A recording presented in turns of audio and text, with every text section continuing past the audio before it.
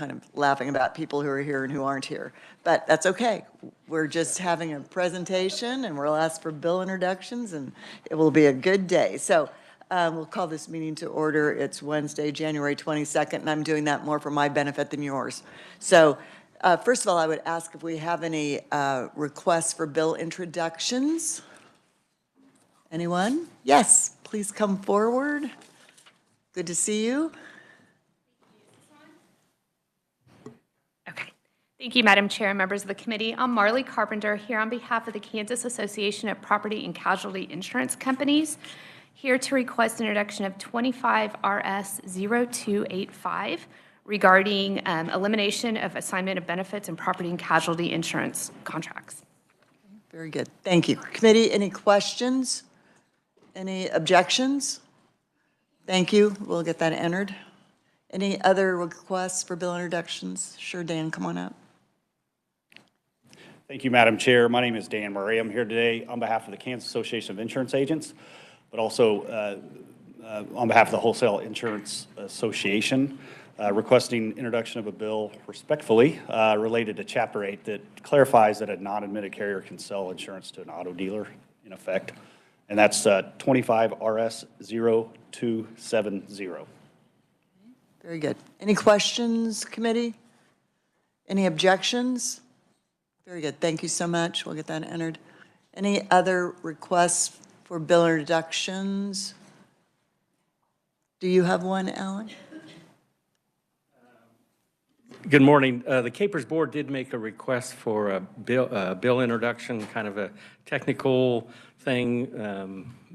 But anyway, I guess at the appropriate time, whenever it works for your schedule, but I guess on behalf of the board, I would like to make that request that that bill be introduced. So I thought, just as a point of information here, I was thinking that that was going to be introduced on the House side. So I will double check that. If not, we'll get that introduced. Thank you. Anybody else? Committee, any requests for bill introductions from committee members? I don't see anything more in the audience. All right. Thank you so much. Well, committee, today we have a presentation from Alan Conroy and his staff on an overview and update on the Capers retirement system.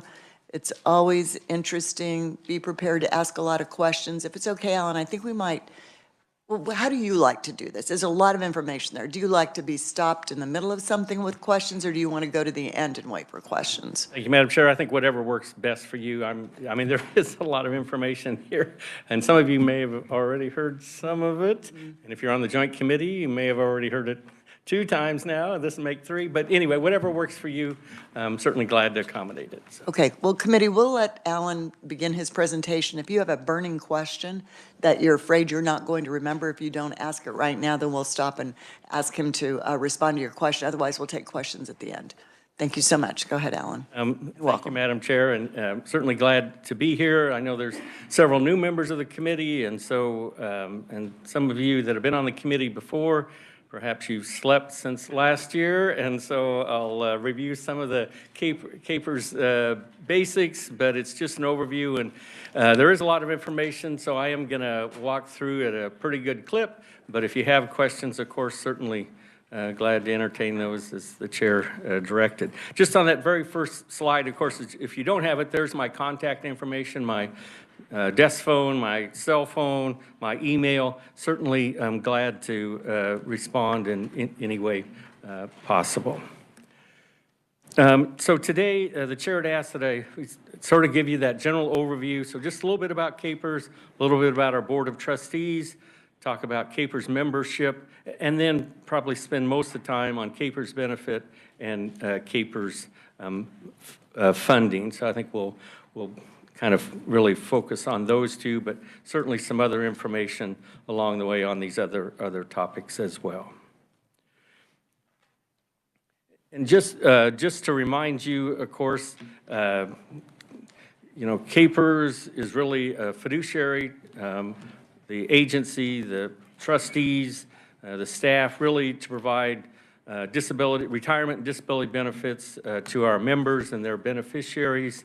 And of course, we administer then 3 statewide defined benefit plans, regular capers, the police and fire system, the retirement system for judges, and we'll talk a little bit more, but so we partner with over 1,500 employers around the state. So of course, the state of Kansas, all the school districts, all the counties, almost all the cities. City of Wichita's probably the largest exception. They're large enough to have their own retirement system. And then you get into those other sort of special purpose districts. Might be, the local library board. It might be the community hospital. It could be community colleges, conservations, townships, drainage districts, fire protection districts. All those are part of those 1,500 employers plus that we work with. And just as a point of reference, of course, website, we have a toll-free number, local number. Sometimes as constituents may reach out to you, of course, we're certainly glad to respond on your behalf or to provide you information so you can respond, but there's just our sort of generic contact information. Slide 6, then, it's just, it's kind of the basic how it works. You, the legislature, you're the policymakers, so you define the benefits, you define the funding. The employers then and the members contribute to capers, and then we take those contributions, we invest that money and pay those benefits. In terms of the administration of the system, of course, not only do we administer the retirement system and those plans, but there's also a death and disability plan for active members. There's also an optional Capers 457 deferred comp plan where it's all member contributions. And then we also manage the Treasurer's Unclaimed Property Fund, which is a slice of that unclaimed property fund that the treasurer can send over to Capers for investments and hopefully earn a higher return than the statutory limitations on the actual treasurer's unclaimed property fund.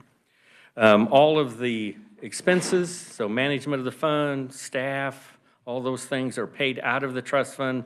There's no direct state general fund appropriation to the trust fund. In the current fiscal year, our administrative expenses are about 1.4% of the total benefits paid and 0.1%, of course, of the total of the assets as you compare it to the total trust fund. This is sometimes every morning when I go to work, and here we're over there. It's an old IBM building on Kansas Avenue across from the Evergy Plaza, next to the old Wolf's building, next to the closed Schlotsky restaurant. That's this Capers building. And what do we do there? We manage over $28 billion in the trust fund. We make about $1.4 million in benefit payments each year, and so we're sending out about $2.2 billion to our members and their beneficiaries.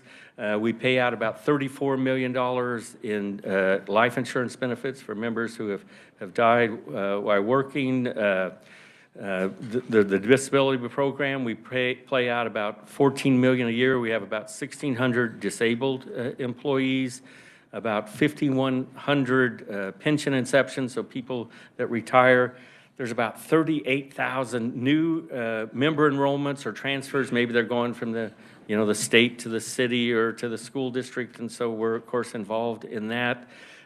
We have over 44,000 people either make their designation or change their designated beneficiary for their benefits. We have about 10,000 people who withdraw their contributions, which they're entitled to do if they leave service. So that's about 65 million. We get over 100,000 calls a year, and we respond to over 25,000 emails. So again, from this nondescript building, old IBM building, Kansas Avenue, downtown Topeka, there's lots going on there, and hopefully it's all about serving our members. Just the timeline, and I won't go through all of it. I'll just, of course, Capers started in 61. School system was merged with Capers in 71. And then if you look at 93, 99, and 2015 are kind of in 1993, there was a significant major benefit enhancement for Capers members and retirees. And so that was, in terms of the benefit structure, a significant increase there. And of course, costs that went along with that. But in 2009 and 2015, and we'll talk more when we get to funding, but that's KPERS 2 was created in 2009, KPERS 3 in 2015, and both of those were in response to the funding position of KPERS at the time, where the policymakers, the legislature, governor at the time made the decision to try to strengthen the funded position of KPERS, and so KPERS 2 was created, and then KPERS 3, and we'll talk about those differences as well. Slide 10 just starts in on the Board of Trustees, and again, just real quick, we have a 9-member Board of Trustees, 4 appointed by the governor, 1 by the President of the Senate, 1 by the Speaker of the House. The members each get 1 on the school side, 1 on the non-school side, each get to elect 1. And then the state treasurer, by virtue of the office, is the 9th trustees. Of the 6 appointed one, there's a statutory definition, but they have to have some experience and knowledge either in financial affairs, employee management, investment management, and so forth. Slide 12 just looks, provides the information on the 9 trustees. Rich Prail, the retired banker from Labette, former House member, was just recently appointed by the Speaker of the House. And just note that Sam Williams from Wichita is the appointee of the President of the Senate. He's a retired Chief Fiscal Officer and also had been served for a while as Secretary of Revenue. The board, again, you all, or collectively, the legislature over the years has delegated the administration of the system to the Board of Trustees, and again, they're those fiduciaries, and so they're responsible, and so you can see there, kind of the bottom half of, page 13 there, have to have an actuary, you have to have good investment experts, develop the rules and regs, and of course, just the accounting that's required to run a system, something like that. But they set the policy, KPERS staff carries it out. Then switching to KPERS members then of the active, and so this is of December 31st, 2023, which is the latest valuation presented by our actuary last summer, and so soon be starting on the 2024 valuation. But there's 154,000 active members. Largest group is the school group, so over half, 56% belong to KPERS school, and you can see the state, local, and then police and fire, and the judges system. I always like to call out, and I think it's on the next slide too, but just our active members range in age from 16 to 91. KPERS 3 is now the largest active group, over half, 80,000 almost of the 154,000 belong to KPERS 3. And every year, of course, as the 1 and 2 members retire, more than likely they're going to be replaced by a KPERS 3 member. So every year, that KPERS 3 number will increase about 5,000 or 6,000 new members as they join KPERS and are placed in the KPERS 3 group. Our active members for the general KPERS member, about 10 years of service, have an average salary about $51,000. Police and fire, also about 10 years, average salary of about $80,000. And then the judges system, a little under 10 years, 9.3, with a salary of $127,000. And all judges belong to our state employees. This graph on slide 16 then just looks at that age distribution, under 25 up to 70 and over, and that's color-coded then. The large blue portions of those lines then, particularly on the left side of the table on the left, is the KPERS 3 members, and as you'd expect, KPERS 1, which is the green, more to the right of the bar graph, and certainly as a declining amount. And then, of course, our oldest active worker, as I always share with you, is 91. We know it's a woman. We know she works for a school district. And my standard comment is, we know she's not a bus driver, but we think she's because we don't keep track of job descriptions, but more than likely either as either a para or perhaps works in the cafeteria in the school. But so certainly something to think on your own life, you know, in terms of how much seniority you would have in this building if you're still here when you're 91, serving your fellow constituents. So, on the distribution side, again, 0 to 5 years, of course, that's almost all KPERS 3 members, and then over 40 years on the far right, we have a state employee that has worked 56 years and is currently active working. Again, another personal goal you might want to think about if you want to serve 56 years. You could be in that note in a future chart. But certainly, and so their benefit, of course, is based on years of service. And so once that person gets ready to retire, that'll certainly factor into the formula. As we look to, on slide 17 is the retired membership. We have over 116,000 retirees and their beneficiaries. Retirees range in age from 50 up to 109. So again, more than likely, as our actuary tells us, and again, I've shared this before, but as a group, female KPERS school members have the longest longevity in terms of the actuarial tables. That group, if you're in that group, I guess the stars have lined up. More than likely, you'll have good longevity. Beneficiaries range in age from 15 to 107, and you can see the monthly average benefit, about $16,800 for a KPERS retiree. On an annual basis, a little over $42,000 for a KP&F member annually. And then the average judge's amount is about $48,000. 88% of the retirees are paid to Kansans, so that means when they retire, they stay in the state. I think I mentioned perhaps the other day, if they don't live in Kansas, and they're really, of course, spread all over the country, and really, we have a few that live abroad, but Missouri has the next highest number, followed by Oklahoma, followed by Texas, and then followed by Arizona. So, and just, you know, in terms of a defined benefit plan and the way it works here at KPERS, most people who retire after about 4 years get back what they paid into it. Not on the investment side, not what the employer paid, but what the individual paid in, plus interest. After about 4 years of retirement benefits, they get back what they actually contributed. Slide 18 is just looking at those retirees by county spread around you know, the state. Of course, the darker the color means the more KPERS retirees that live in that county.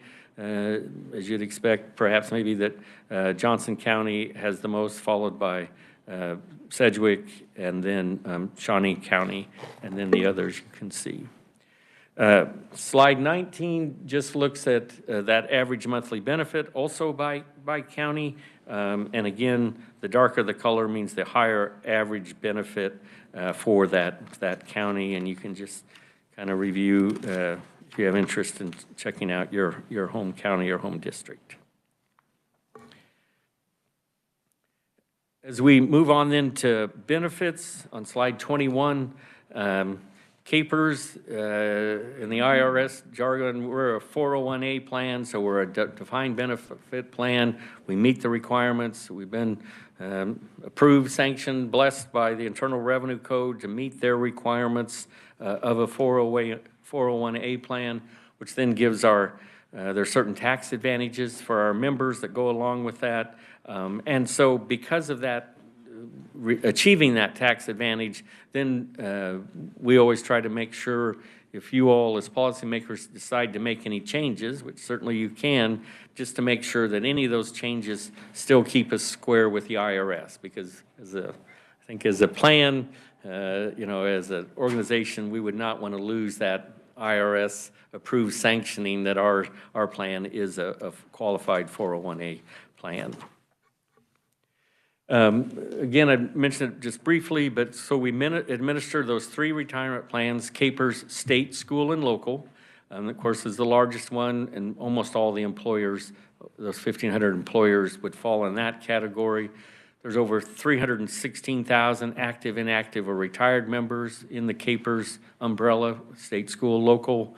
And again, all the state employees, all the counties, all the local school districts, and then there's about 1,100 other public employers, again, those other special purpose districts. And again, so that's on Capers School. Police and Fire, then, it covers police officers, firefighters, and emergency medical technicians if their employer decides to affiliate with police and fire. And there's 116 that have. As you'll see the rates in a moment, and the benefit structure is different, and so the cost to the employer is significantly more than regular Capers. So there are a number of law enforcement officers around the state where their employer has only affiliated for regular Capers. So again, it's up, let's say, for the county sheriff's office. Their officers may be in police and fire, if that's what the county commissioners have decided, or they may be in regular Capers, again, if that's what their county commissioners have decided. So we have 116 police and fire employers, including the state. So the state KBI agents, highway patrol agents, fire marshal, and so forth down that list are affiliated with police and fire. And then the judges system, again, those are all state judges, so district judges, magistrate judges, Court of Appeals, and Supreme Court judges all belong to the state judges retirement system. As you'd expect, it's the smallest group, about a little less than 600 of active, inactive, and retired. In terms of sort of the retirement plans and the designs, just to remind you about those Capers 1, 2, and 3. So anybody that got hired by Capers employer before July 1st, 2009, they would belong to Capers 1. And that's a closed group now, so anybody that joined after 2009, they would not be eligible for Capers 1. Capers 2 was there was a big pension reform, certainly part of the funding difficulty at the time. So Capers 2 was created, and that is for anybody that started employment July 1st, 2009, up through the end of 2014. And so anybody that joined then would be in for it. The only group that can still go into Capers 2 are correctional officers. The decision was made, so if a correctional officer is hired today, they will be enrolled in Capers 2, not in Capers 3. For everybody else, again, Capers 3, more budget difficulties, pension reform in 2012, and it was created the Capers 3 plan in January 1st of 2015, and again, that's our largest group. Capers, or KPNF, there's a Tier 1 and a Tier 2. Almost all the members are in Capers 2, and that's for anybody who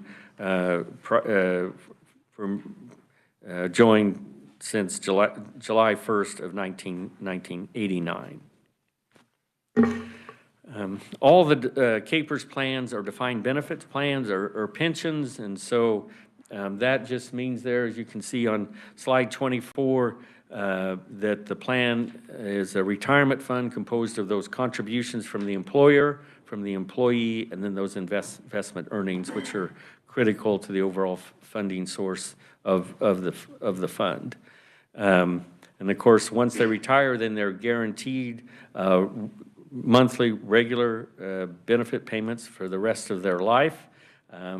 For most of Capers 1 and Capers 2, there's that traditional defined benefit plan where how many years did the member work, what was their final average salary, and then there's a multiplier. For most of them, it's set at 1.85% for the Capers.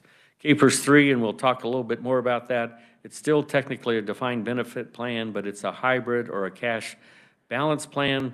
So it's still defined benefit, but there are attributes of that that make it look more like a defined contribution plan or like a 401k type plan. And of course, not all of our members, but almost all of our members receive Social Security benefits, and that's the way Capers was structured. Capers, Social Security, and then personal savings to have, an adequate retirement plan funding, I guess, as a person retires. Just in terms of contributions, on slide 25, the employees for CAPERS 1, 2, 3, and judges contribute 6%, KPNF at 7.15%. The current rate for the CAPERS State School is 11.54%. For CAPERS Local, it's 9.71%. And then, as I mentioned, that higher rate for KPNF is 23%, and judges 21.4%. And just to remind you, for CAPER, the state pays, of course, the employer contribution for all state employees, but then also for all local school employees as part of state aid to education. So the amount of money coming to CAPERS for that state school is substantial. You'll see that there. It's in 2025, it's about $655 million. Most of it's from the general fund. And so that's annually what the state is paying. Again, a lot of it is because of that paying for CAPERS school employees.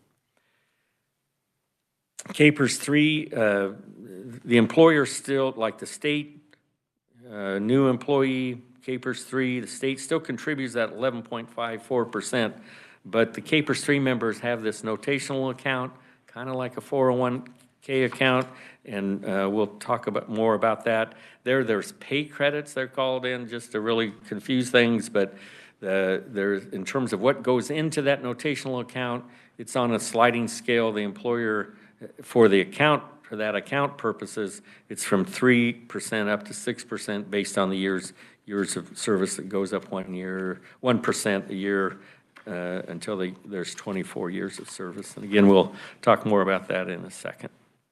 Slide 26 then is just an example of a CAPERS 1 traditional defined benefit plan, again started in 2009. That basic formula, final average salary, years of service, and the multiplier, again, currently it's at 1.85. They have a final average salary of the 3 years, highest years of salary, and with CAPERS, it's not the last 3 years, it's the highest 3 years. So if somebody maybe had a higher responsibility job, maybe got a higher pay, and then maybe stepped back in their last couple years of public service, we always look to the highest years whenever that was paid. They're vested after 5 years. So after 5 years, they're entitled to a lifetime benefit. It doesn't mean, of course, they can draw that until they meet the normal retirement. And then on slide 26, you see that normal retirement for CAPERS 1. And that first one is probably the biggest distinction that's in CAPERS 1. It's not in CAPERS 2, and it's that 85 points. So whenever a member's age and years of service gets you to 85 points, they're eligible for normal retirement. And so not that they have to retire, or the other provisions are age 62 with 10 years or age 65 with 1 year. And so on the right there is just an example based on those assumptions, 60,000, 20 years, that would be a lifetime benefit of $21,600. If they work 30 years, that lifetime benefit would be $32,700. Slide 27 is same format, but just looking at CAPERS 2. Again, they're vesting after 5 years. It's the highest 5 years of salary, not 3 as compared to 1. Still vesting after 5, but that normal retirement age there on the right is age 60 with 30 years or age 65 with 5 years. But again, no 85-point plan. And you can see the benefit structure, a little over $22,000 a year. For somebody who had a $60,000 final average salary, 20 years of service, and then 30 years, it'd be a little over $33,000 annual benefit. Again, as I mentioned, CAPERS 3 is a cash balance plan, so still a defined benefit plan, but it does have those characteristics of a defined contribution plan. It's more of, they call it a career average benefit, rather than a benefit based on those highest years of salary, like CAPERS 1 and CAPERS 2. And there's some risk sharing. CAPERS 1 and CAPERS 2, the risk, if the investments do not do well, it's all on the employer, because the employee's contributions are set by statute. The employer has to, in effect, the investments will be whatever the investment is, and whatever's left to pay is reflected in higher employer contributions, and that's how a defined benefit plan works. The risk is all on the employer. KPERS 3 started to shift that, so there's a little bit of sharing between the employee and the employer on the risk, particularly on the investment side.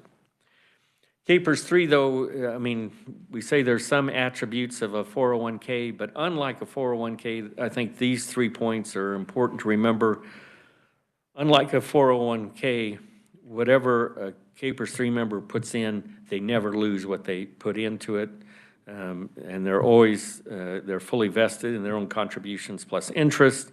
They're guaranteed, no matter what happens to the market, they're always guaranteed at least 4% on those contributions, and they're guaranteed a lifetime benefit. And some of you may have 401k plans, and whenever you get ready to retire, whatever's in your 401k account, that's what you'll have to write off into the sunset in terms of your golden age or golden years of retirement. At least KPERS 3, never lose what you put in, guaranteed 4% interest, and guaranteed a lifetime benefit. Slide 30 is just kind of a busy thing, a little more. It's just trying to walk you through a little bit on how KPERS 3 works. But again, they contribute 6%. They earn those retirement credits, again, 3 to 6%, depending on how long they work. They get their interest, at least 4% more. If the market, the trust fund does well, there's a formula where they can earn some additional interest crediting. Again, they're vested after 5 years. Whenever they get ready to retire, whatever they put in, whatever's in that notational account that they put in, plus interest, plus those pay credits from the employer, then that is what is annuitized then into that lifetime benefit, that guaranteed lifetime benefit. Switching gears then, police and fire, again, they have that multiplier rather than 1.85, it's 2.5%. Final average salary of 3 of the last 5 years in that case, vested after 15 years. And I might just comment, police and fire, there was a policy decision made long ago in terms of for public safety employees, for the public good, the decision was made to have a young, vigorous workforce. So whether it's a police officer or a firefighter, you may not want that 91-year-old active KPERS member dragging a hose up a ladder to fight a fire, or other things that public safety officers do that certainly has some physical challenges. And so they have an earlier normal retirement, and because of that, so they're vested after 15 years, they can have normal retirement at age 50 with 25 years, age 55 with 20 years, or age 60 with 15 years, and there's the benefit capped at 90% of final average salary, so 36 years. The death and disability plan is part of their pension plan, and that's detailed there at the bottom right. But you can just see an example. So a 20-year KP&F member, final average salary of $75,000, 20 years of service, their lifetime benefit would be $37,500. If they work 30 years with those same assumptions, their lifetime benefit would be a little over $56,000. On slide 32 then is just the judges again, and there the policy decision was made rather than a young, vigorous workforce, wisdom and experience in the law, and so the decision when the judges system was made, the assumption would be made that judges would be joining the KPERS or the judges' retirement system later in their legal career rather than like just right out of law school. So they have a higher multiplier, 3.5%. Their final average salary is 3 of the last 10. They vest immediately, and they still have that 85-point plan, age and years of service, age for normal retirement, age 62 with 10 or age 65 with 1 year of service are all normal retirements. Their benefits are also capped at, in this case, it's 70% of final average salary, so after 20 years. Just some examples there. So they have a final average salary of $100,000. They serve 10 years. They'd have a lifetime benefit of $35,000. If there's a 20-year service, again with those same assumptions, the benefit would then be $70,000 a year. Just one other, I think, an important benefit, but it's the death and disability program, but it's 100% employers. So the employer pays 1% of their total payroll to provide death and disability benefits for their CAPERS members. And there's the first 20, if they are go on disability, the first 24 months of that disability means they aren't able to do the job they were doing at the time they became disabled. And then after 24 months, then are they unable to perform any occupation? Maybe not the thing they were doing when they became disabled, but they're not able to be gainfully employed in another capacity. And so there's a 180-day waiting period. It's the benefit structure that 60% of the compensation at the time of disability. There's a max of $5,000 a month. There's a rehabilitation program, of course, to try to help people get back from their disability as part of the benefit structure. And just mention the CAPERS death benefit for retirees. It was just recently increased last session to $6,000 by the 2024 legislature. It had been at $4,000 for a long time. And then on to the last and perhaps most exciting topic, funding of CAPERS. And of course, as mentioned, CAPERS comes from three sources. Those member contributions, most of it's 6%. Judges, KP&F members, that's that 715. The employers, it's whatever, again, that actuarial calculation to do that. And then investments, and we're held, the CAPERS board, the CAPERS investment staff, or it's called that prudent expert standard of care, set out in federal code, which is the highest level of care, but basically just means any investing can only be done for the benefit of the member. That always has to be the deciding factor. So it's not economic development, it's not whatever other noble public policy there may be, but it can only be for the benefit of the members. Just in terms of those contributions then, on slide 36 then, of course, all the members contribute, the employers contribute at the actuarially required rate, which is a good thing. And again, you can see those rates there for the current fiscal year.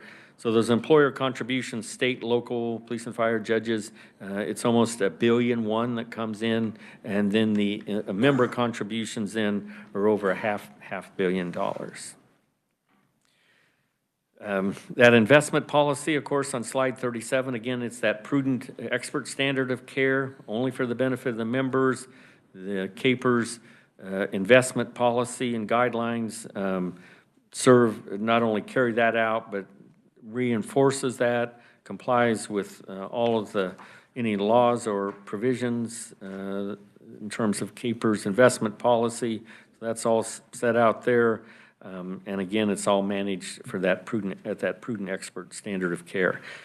Assets have more than doubled in the last 2 years. So in 2000, there was about $9.8 billion in the trust fund, and now we're right at $28 billion. And again, that's with a B. Our 20-year average then, 7.3%. The investment target that the actuary uses, the board has established, is at 7%. In terms of our management of that $28 billion, and of course it's, and we'll look at some of the investments here, but really, we have our own internal CAPERS investment staff, but they don't directly day-to-day manage any of the funds. We have 34 external investment managers. We have 3 investment consultants. We have 90 private equity funds that we participate. And because of just the sheer size of the fund, the fees that we pay for those investment fees to those managers on average then is 0.36%. And that's just really the benefit of when you go to these investment managers and you say, we have, $1 billion we want to invest, have you manage for us, gives us a lot of leverage in terms of the fees that they pay us. So 0.36% is pretty, I think, a pretty good rate that we're able to procure. Slide 39 just looks at some of those long-term allocations. So right now, between U.S. equities and international equities, so stocks, we're at about 47%. Then you look on down the slide there on the next one, on slide 39, then the core fixed income, which are treasuries, other investment grade fixed income securities, might be Treasury inflation protected securities, or TIPS as they're called. We have high yield corporate bonds and mortgage credit. We have what I call long-lived physical assets such as timber and infrastructure, might be electrical utilities, might be airports, might be seaports, might be energy. All of those things are in that real asset class. Real estate, mainly real estate trusts, or commingled with some real estate funds. And then private equity, we have funds, investments in companies or in vehicles that are not, of course, if they're private equity, they're not traded on the public market. And then, of course, we have some in cash just to make sure we can always make those monthly benefits. Slide 40 just is that little graphic on the upper right. Over half of the money comes from investments then, a little over a third from those employers, and then the balance comes from the member contributions. In the most recent annual comprehensive financial report, which ended last June, the return was 9.7%. On the calendar year basis, I think it's a pretty firm number, right around 9.3%. The graph on the lower right, you can see, that dotted line is that assumed rate of return, and you can see 1 year we beat it, 3 years we did not, 5 years, 10 years, and 20 years were slightly above that 7%. Slide 41 then just looks, and this happens to be on fiscal year basis, looks a little bit longer time horizon going back to 2005. Those of you that have your own investments, you probably remember 2007, 2008, where there was a big downturn in the market, and certainly you can see that the trust fund lost almost 20% in fiscal year 2009, and then made it back. But you can see over the years, again, that dotted line is that assumed rate of return. Let's see, 1, 2, 3, 4, 5, 6, 7, 8. Since that time, there were eight fiscal years where we did not meet that assumed rate of return, and then the balance, we exceeded it. On slide 42 then is just the unfunded, from the actuarial report, that funded ratio, assets to liability. In the current year, we're at 74%. That unfunded liability is $9.7 billion, big number. And of course, that's the size of that is certainly a couple different reasons. One, of course, there were two major downturns in the economy, 2001, 2002, 2007, 2008. And then there were 25 years where the state did not put in the actuarially required amount. So every year the actuary would say they need to contribute at this level, and for budgetary constraint reasons, we always got money, but it was less than what the actuary said. So that difference didn't go away. It just rolled to the unfunded liability. We're charging 7%. So that's a debt, an obligation collectively of the KPERS employers, state school in this case. State school, we're at 75% funded there in this last valuation, which is great news. And on the next slide, you'll see the progress we've made. There's kind of two thresholds. One, of course, the interim goal is to get over 80% funded, on your way to 100% funded. And you want your funded ratio, the stronger it is, the higher it is, then when that next downturn in the economy comes, and clearly, although recently it seemed like it can only go up, we know, it's been a great run, but one of these days it will go the other way. And so that's why you want the assets in the fund to be able to weather that next downturn, and you can see those rates there. Slide 43 then is just a longer term funding. So if you go way back to 1983, we were 82% funded, and you can see in the 80s for a lot of it, and then you can see the downturn in the market there, 2001, 2002, and then another one in 2008, 2009, and so by 2011, 2012, the system, we were down to 56% funded. Supposed to be at 100. We were out just at 50%. And that's when, again, the red lights start flashing, the sirens go off, somebody better do something, because should there be then a third big downturn, had there been another one maybe a few years later, then at some point, that spiral, you'll never be able to invest your way out of a weakened point like that.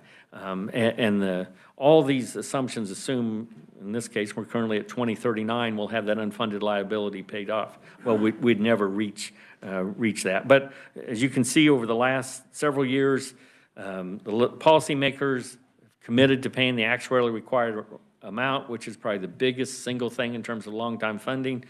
I think we're on our 7th valuation that the actuarially required amount has been paid. Legislature sold pension obligation bonds. Legislature, you all are collectively paying the debt service. We got the bond proceeds. And then there were some extra additional payments, just cash payments to the trust fund to help pay down some of the unfunded liability. And so, again, you can see we're headed in the right direction.